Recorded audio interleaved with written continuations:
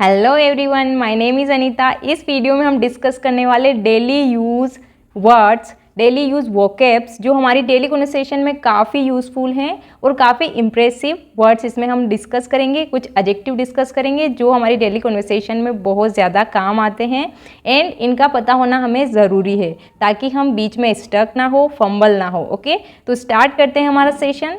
तो फर्स्ट हमारा वर्ड है ऑथेंटिक। ऑथेंटिक ऑथेंटिक का मतलब होता है कोई भी चीज़ जिसका प्रूफ हो। हिंदी में हम इसको बोल सकते हैं प्रमाण हो। ठीक है, जिसका प्रमाण हो या फिर कोई प्रमाणिक चीज़ हम इसको बोल सकते हैं, जिसका हमारे पास प्रूफ हो, उसको हम ऑथेंटिक बोलते हैं। ठीक है, जैसे कि हम ऐसे बोल सकते हैं ना कि ऑथेंटिक इन्फॉर्मेशन है, कि ये जानकारी जो है वो बिल्कुल प्रूफ के आधार पर ये प्रमाणिक जानकारी है। तो ऑथेंटिक का हम ऐसे यूज़ कर सकते हैं। अब इसका हम एग्जाम्पल देख लेते हैं ताकि हमको इसको कहाँ यूज़ करना है वो हमें पता हो। ठीक है, जैसे कि this information seems authentic. This information seems authentic, इसका मतलब है कि ये जो जानकारी है वो मुझे सही लगती है। ठीक है, सीम्स का मतलब क्या होता है? प्रतीत होना। सीम का मतलब होता है प्रतीत होना, कि ये जानकारी मुझे सही प्रतीत होती है, मतलब बिल्कुल सच प्रतीत होती है। तो हम ऐसे बोलेंगे this information seems authentic. This information seems authentic. Okay, next हमारा वर्ड है थ्राइव। थ्राइव का हिंदी मीन्स होता है फलना फूलना। ठीक है, फलना फूलना इसका हिंदी मीन्स होता है। जैसे कि हम ऐसे बोले कि प्लांट का फलना फूलना हो गया या फिर किसी इंसान का फलना फूलना हो गया, मतलब उसको सक्सेस मिल गई, तो उसके लिए हम थ्राइव का यूज़ करते हैं। ठीक है, तो यहाँ पे हमको एक एग्जांपल लेना हो तो हम ऐसे ले सकते हैं कि बिना इन्वेस्टमेंट के बिजनेस फल फूल नहीं सकता। हम बोलते हैं ना कि इन्वेस्टमेंट के बिना है ना जो बिजनेस है हमारा उसको सक्सेस नहीं मिल सकती, वो फल फूल नहीं सकता। तो इसको हम इंग्लिश में कैसे बोलेंगे? A business can not thrive without investment. A business can not thrive without investment. बिना इन्वेस्टमेंट के एक बिजनेस फल फूल नहीं सकता। A business can not thrive without investment. Okay, अगला हमारा वर्ड है डेडिकेटेड। डेडिकेटेड डेडिकेटेड पर्सन हम यूज़ कर सकते हैं कि एक जो इंसान है वो समर्पित है किसी भी चीज़ के लिए। ठीक है, तो डेडिकेटेड का मतलब क्या होता है? समर्पित होना। जबकि डेडिकेशन का मतलब क्या होता है? समर्पण। ठीक है, समर्पण क्या है? डेडिकेशन एक नाउन है, जबकि डेडिकेटेड मतलब कि एक एडजेक्टिव है, किसी पर्सन की क्वालिटी बता रहा है वो। ठीक है, कि डेडिकेटेड पर्सन है, डेडिकेटेड गर्ल है, मतलब समर्पित है किसी भी चीज़ के लिए। तो यहाँ पर हम यहाँ पे एक एग्जाम्पल देखें तो हम बोल सकते हैं कि वो एक डेडिकेटेड टीचर है। ठीक है, कि पढ़ाई के लिए उसने खुद को समर्पित कर दिया, तो उसके लिए हम यूज़ करेंगे ही is a dedicated teacher. He is a dedicated teacher. अगर हम बात करें कोई अच्छा एक एक्टर है जो अच्छा परफॉर्मेंस कर रहा है, बहुत सारी मेहनत कर रहा है उसके लिए, तो हम ये बोलेंगे कि ही is a dedicated actor. He is a dedicated actor, कि वो जो एक्टर है वो काफ़ी समर्पित है। ठीक है, अगला हमारा वर्ड है वाइब्रेंट। वाइब्रेंट का मतलब क्या होता है? जो बिल्कुल लाइवली हो, मतलब जो जीवंत हो। ठीक है, फुर्तीला इंसान जो हो ना, जो डल नहीं होता है, उसको हम वाइब्रेंट बोलते हैं, जो जीवंत हो। ओके, तो यहाँ पर हम इसके लिए एग्जाम्पल ले सकते हैं। जैसे कि अगर मैं बोलूँ कि वो एक वाइब्रेंट पर्सनैलिटी है। ठीक है, मतलब जो उसका व्यक्तित्व है वो जीवंत है, मतलब हमेशा वो फुर्तीली रहती है, बिल्कुल डल नहीं है, तो मैं उसको बोल सकती हूँ कि वो लड़की जो है ना वो क्या है? वाइब्रेंट है। तो मैं ऐसे बोलूँगी she has a vibrant personality. She has a vibrant personality, मतलब उसकी जो पर्सनैलिटी है वो बिल्कुल जीवंत है। ठीक है, वो डल नहीं है, वो हमेशा फुर्ती में रहती है, वो अच्छे खासे सब टाइप से वो चीज़ें मैनेज करती है। ओके, तो मैं उसको वाइब्रेंट पर्सनैलिटी बोल सकती हूँ। ओके, अगला हमारा वर्ड है थ्रिल्ड। थ्रिल्ड थ्रिल्ड का मतलब होता है रोमांचित। ठीक है, बहुत सारी हम थ्रिलर मूवीज़ देखते हैं तो वो रोमांचक मूवीज़ होती है, तो यहाँ पे मैंने यूज़ किया है थ्रिल्ड। थ्रिल्ड मतलब जो आश्चर्यचकित कर देता है। ठीक है, तो उसको हम क्या बोलते हैं? थ्रिल्ड। रोमांचित कर देने वाला उसको हम बोलते हैं थ्रिल्ड। तो यहाँ पर अगर मैं एग्जाम्पल की बात करूँ तो मैं ऐसे बोलूँगी कि बेबी के बारे में सुन के मैं रोमांचित हो गई एकदम से। ठीक है, एकदम से एक्साइटेड होना, रोमांचित होना, उसको हम क्या बोलते हैं? थ्रिल्ड। तो यहाँ पे अगर मैं एग्जाम्पल लेना चाहूँ तो मैं ऐसे बोलूँगी I am so thrilled to hear about baby. I am so thrilled to hear about baby, कि बेबी के बारे में, बच्चे के बारे में सुन के मैं बिल्कुल रोमांचित हो गई। ठीक है, अगला हमारा वर्ड है अल्टीमेट। अल्टीमेट अल्टीमेट का मतलब होता है लास्ट, है ना? जो भी चीज़ अंत में होती है, अंतिम हम बोल सकते हैं। ठीक है, तो हमको ऐसे बोलना है कि डिसीजन किसी का लास्ट डिसीजन है, तो हम क्या बोलेंगे? This is a ultimate decision. This is a ultimate decision, मतलब कि ये जो डिसीजन है, ये जो फैसला है वो लास्ट है। This is a ultimate decision. Okay, अगर मैं बोलूँ कि तुम्हारा अंतिम फैसला क्या है, तो मैं इसको इंग्लिश में कैसे बोलूँगी? मैं बोलूँगी what is your ultimate decision. What is your ultimate decision, तुम्हारा अंतिम फैसला क्या है, what is your ultimate decision. तो अल्टीमेट का मतलब क्या हो गया, लास्ट या फिर अंतिम। ओके, अगला हमारा वर्ड है सेटिस्फाइड। सेटिस्फाइड, सेटिस्फाइड का मतलब होता है हिंदी में संतुष्ट होना। ठीक है, तो सेटिस्फाइड में अगर यूज़ करूँ तो मैं इसके लिए एग्जांपल ले सकती हूँ कि मैं उसके आंसर से सेटिस्फाइड नहीं हूँ, मतलब मैं उसके आंसर से, जो उसने आंसर दिया उससे मैं संतुष्ट नहीं हूँ, तो मैं क्या बोलूँगी, I am not satisfied with his answer. I am not satisfied with his answer, उसके उत्तर से मैं सेटिस्फाइड नहीं हूँ। तो सेटिस्फाइड का मतलब क्या हो गया, संतुष्ट होना। तो मैंने बोला कि I am not satisfied with his answer, वो उसने जो भी मुझे उत्तर दिया है उससे मैं अग्री नहीं करती हूँ या फिर मैं उससे संतुष्ट नहीं हूँ। ओके, सेटिस्फाइड, संतुष्ट। अगला हमारा वर्ड है रेडियंट। रेडियंट, रेडियंट जो है इसका हिंदी मीन्स होता है भड़कीला या फिर चमकीला। ठीक है, अब जो अट्रैक्टिव करने वाला हो उसको हम रेडियंट बोलते हैं। और एक इसका मीन्स होता है जो ब्रिलियंट लोग होते हैं उनके लिए भी हम रेडियंट का यूज़ कर सकते हैं, मतलब ब्रिलियंट और रेडियंट दोनों एक दूसरे के सिनोनिम्स है। तो यहाँ पर मैं एग्जांपल लेना चाहूँगी, अगर कि उसकी जो पर्सनैलिटी है वो बहुत ब्रिलियंट है, मतलब कोई इंटेलिजेंट होता है, ब्रिलियंट होता है, तो उसके लिए हम रेडियंट का यूज़ करते हैं। ठीक है, तो हम क्या बोलेंगे, he has a brilliant personality. तो इसके ब्रिलियंट की जगह पे मैं क्या यूज़ कर सकती हूँ, radiant. He has a radiant personality, he has a radiant personality, कि उसकी जो पर्सनैलिटी है वो आकर्षक है, या फिर मैं बोलूँ कि चमकीला, भड़कीला, उस सेंस में बोलूँ, सुंदर के सेंस में बोलूँ, तब भी मैं रेडियंट का यूज़ कर सकती हूँ। जैसे कि अगर मुझे ऐसे बोलना है कि जो ब्राइड थी वो बहुत सुंदर दिख रही थी, ठीक है, तो मैं बोलूँगी the bride looked radiant, the bride looked radiant, the bride looked radiant, जो दुल्हन थी वो सुंदर दिख रही थी, the bride looked radiant.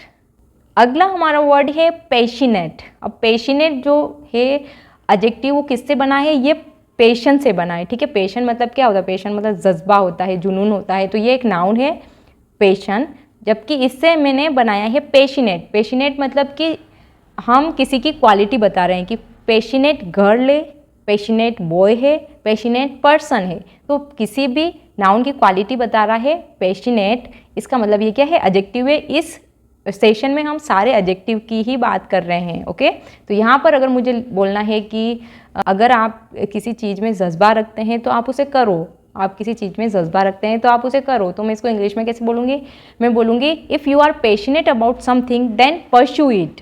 Pursue it का मतलब होता है कि उससे करो। ठीक है, तो मैं इसे बोलूँगी if you are passionate about something pursue it, if you are passionate about something pursue it. अगर आपको किसी चीज़ में जज्बा है, जुनून है, किसी चीज़ का जज्बा रखते हैं, जुनून रखते हैं, तो इसे करो। If you are passionate about something then pursue it.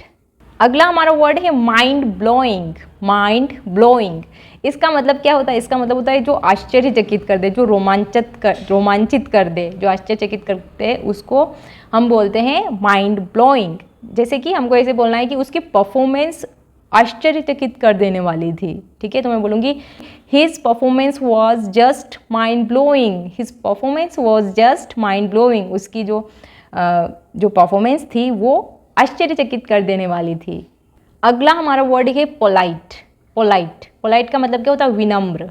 Polite का मतलब होता है क्या है, विनम्र। हिंदी में हम बात करें तो जो अच्छा व्यवहार करने वाला होता है, अच्छा बिहेवियर करने वाला होता है, वेल मैनर्ड होता है, उसको हम पोलाइट बोलते हैं। ठीक है, तो यहाँ पर हम यूज़ कर सकते हैं, अगर कि मुझे ऐसे बोलना हो कि वो हमेशा सबके साथ अच्छा व्यवहार करता है, विनम्रता से रहता है, तो मैं इसके लिए क्या बोलूँगी, he is always polite to everyone, he is always polite to everyone, कि वो सबके साथ अच्छे से रहता है, अच्छे से विनम्रता से व्यवहार करता है। ठीक है, तो यहाँ पर हम एक डिसेंट पर्सनैलिटी को हम क्या बोल सकते हैं, पोलाइट पर्सनैलिटी। जैसे कि डिसेंट का मतलब क्या होता है, जो सबके साथ में अच्छे से रहता है, जो वेल मैनर्ड होता है, तो यहाँ पर पोलाइट और डिसेंट एक दूसरे के सिनोनिम्स है। ओके, अगला हमारा वर्ड है neat. Neat, NEAT, neat. Neat का मतलब क्या होता है, साफ। ठीक है, साफ। तो अगर मुझे ऐसे बोलना हो कि अपने रूम को साफ रखो, ठीक है, साफ सुथरा रखो, ऐसे मुझे बोलना है, तो मैं बोलूँगी keep your room neat and clean, keep your room neat and clean. या फिर मुझे ऐसे बोलना है कि रूम को साफ सुथरा रखना चाहिए। अगर मैं किसी इंसान को बोल रही हूँ तो मैं बोलूँगी तुम्हें अपने रूम को ना साफ सुथरा रखना चाहिए, तो मैं क्या बोलूँगी, you should keep your room neat and clean, you should keep your room neat and clean. तुम्हें अपना जो रूम है उसको साफ सुथरा रखना चाहिए, you should keep your room neat and clean. अगला हमारा वर्ड है प्रैक्टिकल। प्रैक्टिकल का हिंदी मतलब होता है व्यवहारिक, जो कि हम कर रहे हैं, जो हम हाथ में लेके देख रहे हैं किसी चीज़ को, उसको हम प्रैक्टिकल बोलते हैं, ठीक है। जो हमने यूज़ किया हुआ होता है उसको हम प्रैक्टिकल बोलते हैं, ठीक है।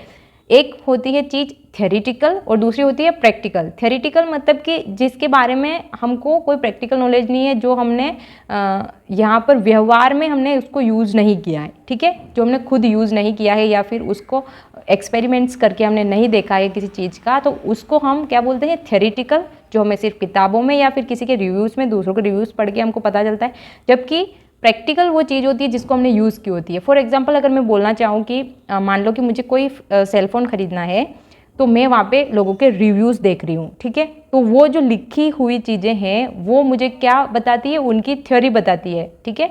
अगर मैं खुद अगर उसको यूज़ नहीं करती हूँ तब तक मैंने अपना प्रैक्टिकल नॉलेज उसके बारे में नहीं गेन किया है, मैंने सिर्फ थ्योरी उसकी यूज़ की है, ठीक है। तो जब हम किसी चीज़ को अपने व्यवहार में लेते हैं तो उसको हम क्या बोलते हैं, प्रैक्टिकल, ठीक है। तो हम अगर मैं ऐसे बोलना चाहूँ कि मैं एक प्रैक्टिकल पर्सन हूँ, मतलब कि मैं एक व्यवहारिक पर्सन हूँ, जो मैं चीज़ें हैं वो खुद यूज़ करके फिर उसके बारे में सोचती हूँ कि उसको लेना है नहीं लेना है, क्या करना है, तो उसके लिए हम एक एडजेक्टिव का यूज़ करते हैं जो क्या है, प्रैक्टिकल। जैसे कि I am a practical person, मैं एक व्यवहारिक इंसान हूँ, I am a practical person, I am a practical person. अगर मुझे ऐसे बोलना है कि वो बहुत प्रैक्टिकल पर्सन है, तो मैं बोलूँगी he is a very practical person, मतलब कि वो ऐसी थ्योरी वाली चीज़ों पे विश्वास नहीं करता है। जब तक वो खुद नहीं करेगा तब तक उसको किसी चीज़ पे विश्वास नहीं होगा। He is a very practical person, don't try to fool him. उसको तुम कोशिश मत करो मूर्ख बनाने की, वो एक बहुत ज़्यादा प्रैक्टिकल पर्सन है, ओके। अगला हमारा वर्ड है ऑप्टिमिस्टिक। ऑप्टिमिस्टिक का मतलब क्या होता है, आशावादी होना, ठीक है, होपफुल होना किसी भी चीज़ के लिए। तो यहाँ पर अगर मुझे एग्जांपल यूज़ करना हो तो मैं बोलूँगी कि तुम्हें हमेशा अपनी सक्सेस के लिए, अपनी सफलता के लिए आशावादी रहना चाहिए। मतलब तुम्हें नेगेटिव चीज़ें छोड़ के उसके जो पॉजिटिव एस्पेक्ट्स है उन पर तुमको फोकस करना चाहिए, ठीक है। तो आशावादी को हम क्या बोलते हैं, होपफुल को क्या बोलते हैं हम, ऑप्टिमिस्टिक, ओके। तो इसका एग्जाम्पल हम डिस्कस करते हैं। इसका एग्जाम्पल अगर मुझे बोलना है कि तुम्हें अपनी सफलता के लिए हमेशा ऑप्टिमिस्टिक रहना चाहिए, हमेशा आशावादी रहना चाहिए, तो मैं बोलूँगी you should always be optimistic about your success. You should always be optimistic about your success. तुम्हें हमेशा अपनी सफलता के लिए आशावादी रहना चाहिए। अगला हमारा वर्ड है प्रेशस। प्रेशस का मतलब होता है कीमती, वैल्यूएबल, ठीक है, जिसकी वैल्यू हो, जो एक्सपेंसिव हो, उसको हम प्रेशस बोलते हैं, ठीक है। तो यहाँ पर अगर हमें एग्जांपल लेना हो तो मैं ऐसे बोल सकती हूँ कि अपनी सफलता और अपनी इंडिपेंडेंस से ज़्यादा कुछ भी हमारी ज़िंदगी में प्रेशस नहीं है। कुछ भी इससे ज़्यादा हमारे लिए कुछ भी कीमती नहीं है, इससे ज़्यादा हमारे लिए कुछ भी वैल्यूएबल नहीं है। तो हम इसको कैसे बोलेंगे, अगर मुझे इसे बोलना है कि हमारी सफलता और इंडिपेंडेंस से ज़्यादा हमारे लिए कुछ भी मायने नहीं लगता है, ठीक है, मतलब ये सबसे ज़्यादा कीमती है। हमको बोलना तो मेन हमको यूज़ किसका करना है, प्रेशस का यूज़ करना है। तो मैं बोलूँगी कि सफलता और हमारी जो इंडिपेंडेंस है, जो अनिर्भरता है, उससे ज़्यादा कीमती हमारे लिए कुछ नहीं है, ठीक है। तो मैं इसको इंग्लिश में कैसे बोलूँगी, nothing is more precious than our independence and freedom. जो हमारी फ्रीडम है, जो हमारी इंडिपेंडेंसी है, उससे ज़्यादा कीमती हमारे लिए कुछ नहीं है। Nothing is more precious than our independence and freedom. Next हमारा वर्ड है इंडल्ज। इंडल्ज का मतलब होता है लिप्त होना किसी भी चीज़ में। तो ये एक वर्ब है, ठीक है। इतने सारे हमने एडजेक्टिव डिस्कस किए, लास्ट में हमारा एक लास्ट वर्ड है इंडल्ज, जो है एक वर्ब, और ये काफ़ी ट्रेंडिंग में आ रहा है आजकल वर्ड, बहुत सारे लोग इसको कॉन्वर्सेशन में यूज़ करते हैं, इंडल्ज, ओके। तो यहाँ पर इसका मतलब क्या होता है, लिप्त होना किसी चीज़ में, किसी काम में हो, पढ़ाई में हो, भक्ति में हो, किसी चीज़ में भी हमको लिप्त होना अगर बोलना है तो हम इंडल्ज इन का यूज़ करते हैं, ठीक है। मान लो कि मुझे ऐसे बोलना है कि किताब पढ़ने में मैं लिप्त होना पसंद है। अगर मुझे ऐसे बोलना हो कि मुझे किताब पढ़ना पसंद है, मैं उसमें इंडल्ज रहना पसंद करती हूँ। I like to indulge in reading books, I like to indulge in reading books, I like to indulge in reading books. Okay, I hope कि आपको सेशन पसंद आया होगा, और जितने भी हमने एडजेक्टिव्स यूज़ किए हैं यहाँ पे, जितने भी हमने डिस्कस किए हैं, काफ़ी इंप्रेसिव वर्ड्स हैं, और हमारी डेली कन्वर्सेशन में अगर हम इसको एड करते हैं तो हमारी जो इंग्लिश है वो काफ़ी इंप्रेसिव लगने वाली है, ओके। तो आई होप कि आपको एग्जाम्पल्स भी क्लियर हुए होंगे, वर्ड्स भी क्लियर हुए होंगे, उनके मीनिंग्स भी क्लियर हुए होंगे। अगर आपको वीडियो पसंद आए तो प्लीज़ वीडियो को लाइक कर देना, शेयर कर देना, एंड चैनल पर न्यू है तो चैनल को सब्सक्राइब कर देना, ताकि ऐसे ही सेशंस और ऐसे ही न्यू वोकैब्स आपको डेली मिलते रहें, ऐसे ही आपकी इंग्लिश प्रैक्टिस होती रहे। मिलते हैं हम नेक्स्ट सेशन में। Till then take care, bye bye.